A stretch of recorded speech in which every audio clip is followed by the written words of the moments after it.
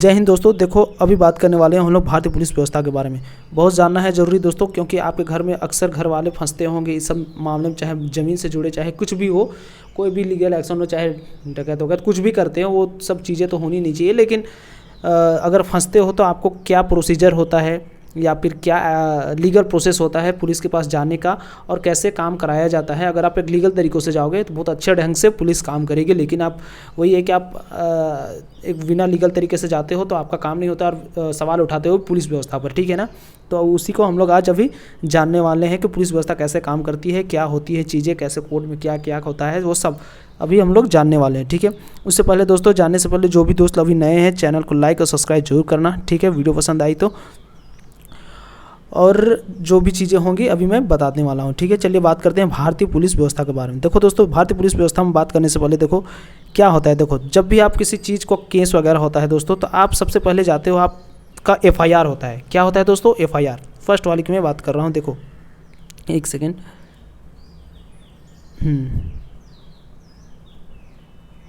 क्या होती है दोस्तों? FIR, फर्स्ट इन्फॉर्मेशन कॉपी बोला जाता है, फर्स्ट इन्फॉर्मेशन रिपोर्ट बोला जाता है। क्वेश्चन यहीं से फंसते भी हैं, ठीक है ना।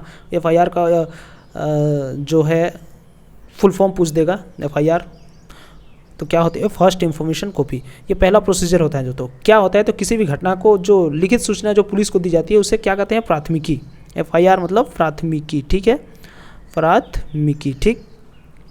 क्या होता है, तो किसी भी घटना को जब आप लिखित सूचना जब पुलिस को देते हो तो उसे कहते हैं प्राथमिकी। जब आप प्राथमिकी आपका जो ये हो जाता है, उसके बाद बनाई जाती है दोस्तों केस डायरी। केस डायरी क्या होता है? देखो केस डायरी FIR के आधार पर पुलिस जब घटना की जांच करती है और सही तथ्यों को एक जगह इकट्ठा करती है, उसे केस डायरी कहते हैं। केस डायरी समझ में आ रहा है क्या कहते हैं? FIR के आधार पर जब पुलिस कोई घटना की जाँच करता है और उसके तथ्यों की जगह पर इकट्ठा करते हैं, सारे सबूत को इकट्ठा करते हैं, उसे कहते हैं केस डायरी। यही बड़ा सबूत होता है, सबसे बड़ा सबूत यही होता है दोस्तों। जो केस डायरी में बन गया ना, तो वही होता है सबसे बड़ा सबूत पुलिस का, ठीक है। पुलिस रिश्वत लेकर केस डायरी को कम तथ्यों में भी लिख देती है, जिस कारण केस कमज़ोर हो जाता है, ठीक है। तो आप चाहो तो यहाँ पे जो सेटलमेंट करने का होगा, यहीं पे सेटलमेंट हो सकता है दोस्तों, ठीक है। तो ये चीज़ आप जान लो कि कब और कहाँ सेटलमेंट करना पड़ता है। ऐसे नहीं कि आपका सारा चीज़ हो जाता है उसके बाद आप जाते हो पुलिस के पास में, तो वो चीज़ें नहीं हो सकती, ठीक है। तो ये जो है, जब भी आप जाओ तो आप केस डायरी जब बने तो उसमें सेटलमेंट कराने की कोशिश करना, ठीक है। चलो ठीक है। उसके बाद करते हैं दोस्तों चार्जशीट। क्या होता है? FIR के बाद में होती है आपकी केस डायरी बन गई। केस डायरी के बाद में होता है दोस्तों चार्जशीट। आरोप पत्र कहा जाता है। क्या होता है? इसमें IPC की धाराएं लिखी होती है, बहुत सारी धाराएं लिखी होती है दोस्तों, जिसके आधार पर मुकदमा चलाया जाता है। मतलब आपने जो चार्जशीट आपका बनेगा उसमें बहुत सारी धाराएं लिखी रहती है, उसी के आधार पर आपका मुकदमा जाता है। और इसके बाद चार्जशीट होने के बाद मामला चला जाता है सीधा कोर्ट में, ठीक है। कहाँ जाता है? FIR हो गया, उसके बाद केस डायरी बनेगी, चार्जशीट दायर होगा, उसके बाद में आपका जो है चार्जशीट फाइल होने के बाद मुकदमा चला जाएगा कहाँ? कोर्ट में, कोर्ट में चला जाएगा। उसके बाद होता है दोस्तों IPC इंडियन पैनल कोड। ये बड़ा टॉपिक है, ये कुछ और ये क्या होता है इंडियन पैनल कोड? देखो इसमें इसे 1861 अधिनियम के तहत लॉर्ड कैनिंग के समय लाया गया था। सवाल इससे बनते हैं तो मैंने बता दे रहे हैं, ठीक है। 1861 में अधिनियम के तहत लॉर्ड कैनिंग के समय इसे लाया गया था। इसे अपराध की परिभाषाएँ दी होती हैं, मतलब जो भी आप अपराध करोगे तो उसमें जो धाराएं होंगी, जो धाराएं उनके जो परिभाषा है किस तरह से देनी है, वो लिखी है इंडियन पैनल कोड, ठीक है। उसके बाद क्या है दोस्तों? CRPC। इसे भी जान लो, कोड फॉर क्रिमिनल प्रोसीजर, ठीक है। क्या होता है ये? इसमें अपराध के बदले कितना दंड दिया जाएगा, ठीक है, इसकी चर्चा रहती है। यह न्यायालय की प्रक्रिया को बताता है, कितना दंड देना है, वो सब सारी चीज़ें किस में रहती है? CRPC। दो चीज़ें पढ़नी रहती है दोस्तों जब भी आप दरोगा लेवल के एग्ज़ाम में दोगे, तो उसके बाद में IPC और CRPC आपको पढ़नी ही पड़ेंगी, बहुत कंपलसरी है पढ़ना। जब तक आप नहीं पढ़ोगे आप कैसे जानोगे कि कौन सा केस किस पे लादना है उसको, ठीक है। ऐसा थोड़े होता है। अब बहुत सारी धाराएं होती है दोस्तों, जैसे धारा 34 सामूहिक अपराध अगर आपने कर लिया तो धारा 34 लगेगी। अगर 201 के तहत आप अगर सबूत मिटाते हो तो 201 की धारा, 302 की धारा लगेगी कब? जब हत्या करते हो। लेकिन इसे अब चेंज कर दिया गया है, इसे अब करंट अफेयर्स का टॉपिक है ये, ठीक है। तो ये करंट अफेयर्स में बताऊंगा, ठीक है। धारा 304 लगती थी लापरवाही से हत्या, अगर आप गए और किसी कारणवश आपका हत्या होगा, जैसे बॉडी को डैमेज पहुँचाना, ये सब किस में? धारा 304 में लगती है, 304 में लगती है धारा, ठीक है। और कौन कौन सी धारा लगती है? जैसे आम हत्या की कोशिश जो करते हो, ठीक है ना, 309 लग जाएगा। गर्भपात कराते हो आप किसी का, आप लड़की का, आप जैसे गर्लफ्रेंड वर्लफ्रेंड कुछ भी होता है, बहुत सारे केस ऐसे होते हैं दोस्तों जिसमें गर्लफ्रेंड बॉयफ्रेंड अपना गर्लफ्रेंड के साथ में सामूहिक बोलते हैं दोस्तों, फिजिकल रिलेशनशिप बना लेता है, उसके बाद में फिर उसे अपनाने से इनकार कर देता है। तो उसके बाद कहता है कि नहीं आप ये मेरा बच्चा है नहीं, तो इसे गर्भपात करानी है, ये भी एक धारा के अंतर्गत आता है। कौन सी धारा लगती है? तो 312 धाराएं लगती है ऐसे गर्भपात कराना, ठीक है। कौन सी धारा? तो आप समझ लेना 312 की धारा लगती है, ठीक है। आत्महत्या के लिए किसी को आप प्रेरित कर रहे हो, मतलब आप जाके किसी को बोल रहे हो कि यार तुम ऐसे ज़िंदगी जी रहे हो, इससे जाना है, बढ़िया है कि मर जाओ आप, तो इसके लिए भी आपको धारा 315 लग जाएगी। इस तरह के आप हरकत भी ना करें। किसी को आप अपहरण कर लेते हो तो इसमें धारा 365 लगेगी। अगर रेप की धारा लगती है तो 376 लगेगी, ठीक है।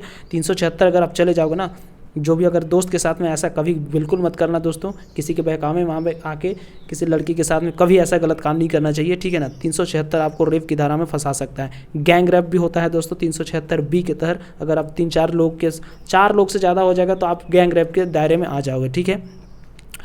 4 लोग से कम व्यक्ति जो रहता है उसे कहता है चोरी का जो केस रहता है दोस्तों 379 लग जाएगा। अगर आप चोरी का केस करोगे तो डकैती का केस 395 लग जाएगा।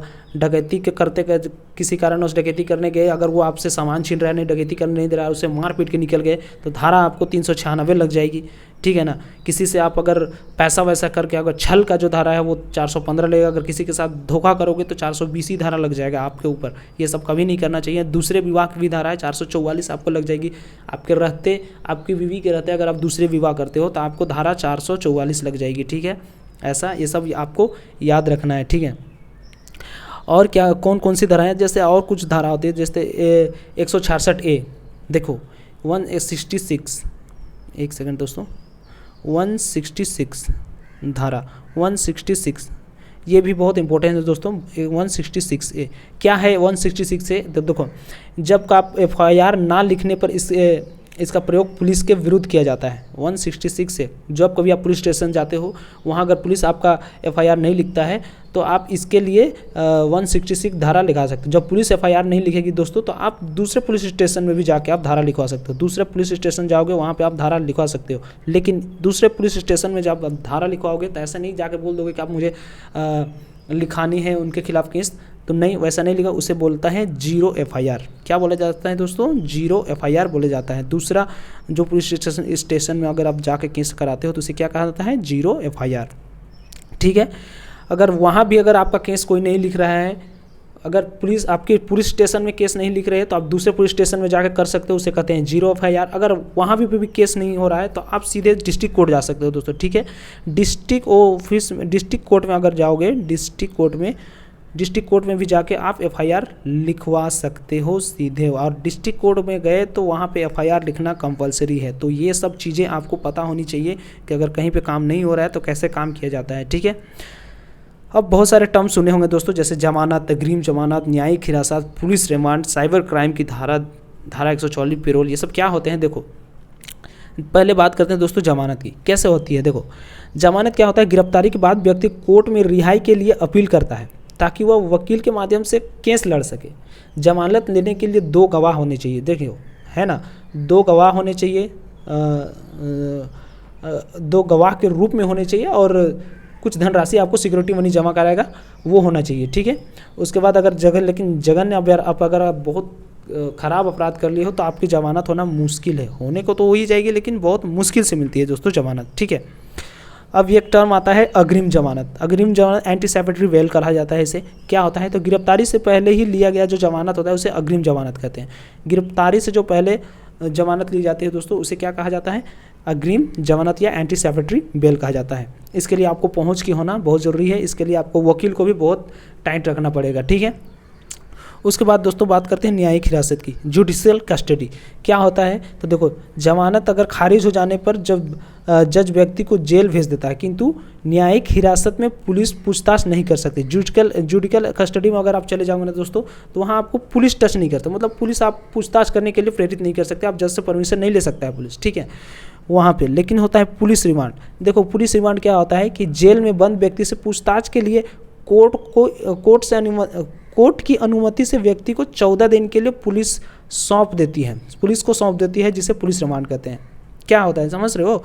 मतलब कि पुलिस रिमांड जो होता है जज से अनुमति, अगर जुडिकल कस्टडी में हो तो आपको कोई दिक्कत होने वाली नहीं है, वहाँ पे आप आराम से रह सकते हो। लेकिन पुलिस रिमांड अगर मिल गया ना जज से, तो ये आपको 14 दिन के रिमांड पर लेगी, 14 दिन के रिमांड पर लेगी। जैसे कोई केस होता है दोस्तों, अगर जैसे ही देखो, सबसे पहले तो जो भी अपराधी पकड़ाते हैं उन्हें 24 घंटा के अंदर में आपको न्यायालय के समक्ष प्रस्तुत करना होता है, ठीक है। लेकिन वहाँ जाने के बाद दोस्तों वो तो चला गया जेल में, लेकिन जेल में तो पुलिस जाएगी नहीं, लेकिन कुछ सबूत को चाहिए पुलिस को, तो उसके लिए वो आदमी को इकट्ठा करके लाएगा, तब ना पूछेगा कि हाँ कैसे हुआ था नहीं हुआ था। ये सब सारी चीज़ें कराने के लिए पुलिस 14 दिन का रिमांड लेती है, ठीक है।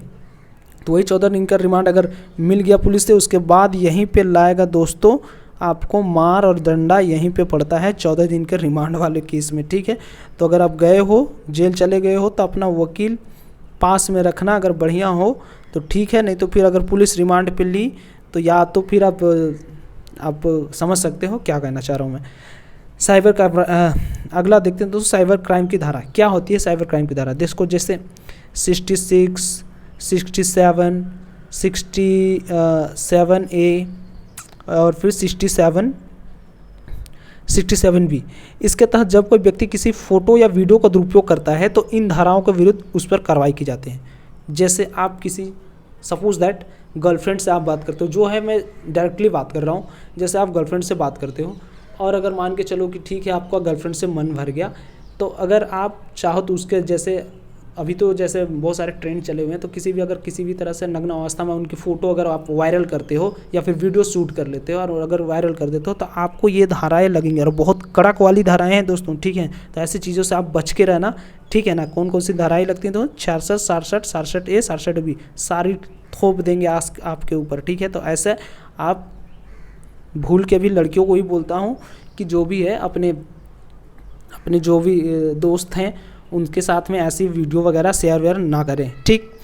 धारा 144 सबको पता होगा। धारा 144 क्या होता है कि धारा 144 इसके तहत व्यक्ति समूह में मतलब 5 लोगों के समूह में इकट्ठा नहीं होने देता है, यही धारा 144, ठीक है। हर जगह पे कहीं भी क्राइम हो जाता है किसी भी गांव में तो तुरंत से सबसे पहले धारा 144 से लगाई जाती है, ये आपको पता होनी चाहिए, ठीक है।